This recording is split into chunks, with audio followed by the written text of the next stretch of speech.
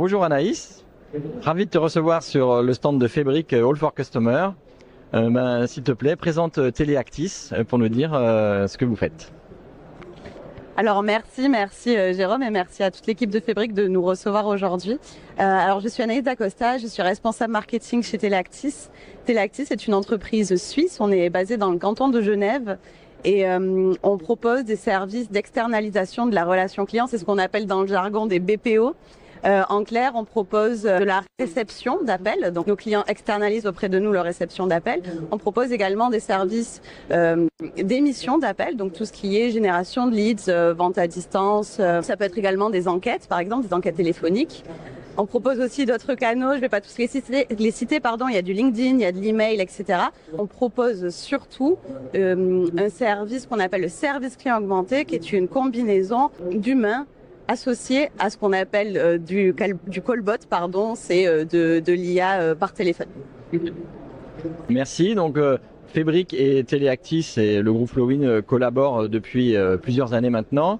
En quoi cette collaboration permet finalement à Teleactis d'apporter de la valeur ajoutée à ses clients? Je le disais tout à l'heure, on propose des services en multicanal et en omnicanal, et surtout on propose des services clients haut de gamme, si je puis dire, et on avait un vrai besoin en fait de centraliser des informations qu'on peut avoir dues au multicanal. Et le fait de centraliser tout ça, ça nous permet de proposer des réponses plus contextualisées, plus précises, plus fiables. Et pour cela, donc il nous fallait un cockpit, quelque chose pour tout centraliser, les données du CRM, les emails, les avis sur les différentes plateformes, etc.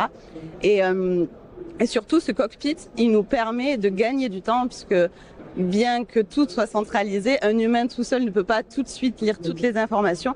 Et donc, le cockpit de Fabric nous permet de proposer à nos humains, à nos conseillers humains, des réponses qui sont libres ou non de modifier, par exemple. Mais en tout cas, ça permet de gagner beaucoup de temps dans la lecture et dans l'analyse du besoin du client. Alors, un de nos la presse genevoise, où on a pu mettre en place notre cockpit avec de l'intelligence artificielle spécialisée sur l'univers de la presse, l'intégration avec le CRM, de l'automatisation d'email par exemple, et également l'intégration avec un callbot pour pouvoir vraiment avoir les appels, le callbot et les emails sur la même interface et pour les collaborateurs. Quels ont été les bénéfices principaux à la fois pour Teleactis et pour le temps? Merci. Alors, je le disais, effectivement, il y a un callbot qui est mis en front dans certaines de nos opérations, et le temps, c'est un cas d'école typique, puisque là, pour le coup, on est vraiment sur du gros multicanal. Et nous, quand on met un callbot en front, aujourd'hui, on est capable de traiter en self-care 30% des demandes. Quand c'est pas le cas, quand on est au-delà de ces 30%-là, il va y avoir le callbot qui va préqualifier la demande, qui va transmettre cette information dans le cockpit de Fabric. Et quand le conseiller humain va décrocher et reprendre l'appel, encore une fois, il y a un gain de temps immense puisqu'il a le transcript du callbot, bien sûr, mais là aussi les données du CRM, les informations sur les abonnements, les derniers emails qui sont apparus. Et encore une fois, l'IA va proposer une réponse à notre conseiller. Donc, on va gagner beaucoup de temps, on va gagner en qualité de données, d'autres choses qu'on n'aurait pas traitées. Je pense notamment, par exemple, à de l'emailing. Quand un client envoie un email, il va entrer dans le cockpit de Fabric qui va lui analyser le sujet, transmettre à la bonne personne en interne dans nos services et proposer également des réponses à nos conseillers. Donc on gagne beaucoup de temps, et sur la gestion des emails et sur la gestion des appels. Alors là, on voit bien qu'il y a une collaboration finalement entre l'intelligence artificielle et l'humain. Comment est-ce que chez Teleactis, vous voyez le déploiement finalement des technologies d'IA dans les services clients? Les autres acteurs du BPO ont tendance à opposer beaucoup l'humain et l'IA, à dire qu'il y a des choses qui sont automatisées, des choses qui sont traitées par l'IA, et ils les opposent beaucoup. De notre côté, on a aussi des éditeurs de logiciels dotés d'IA qui, eux, nous font presque croire qu'on devrait tout automatiser et que tout est automatisable. Nous, on trouve que ce débat...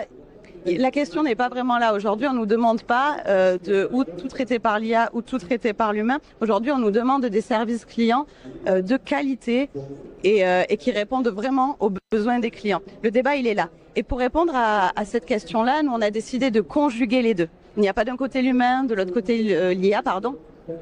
C'est vraiment une combinaison des deux. Les deux s'entraident presque, si je puis dire. L'IA va proposer des éléments de réponse et l'humain va rester maître des réponses. Bon, bah, ça tombe bien parce que finalement c'est aussi notre philosophie, c'est-à-dire de mettre la technologie au service finalement de ce qu'on veut faire et pas de la technologie pour la technologie. Aujourd'hui, il vaut mieux utiliser l'IA ou les agents IA plutôt pour libérer les humains de tâches à faible valeur ajoutée et derrière pouvoir finalement transformer peut-être un service client en force de vente ou en tout cas être plus proche de ses clients.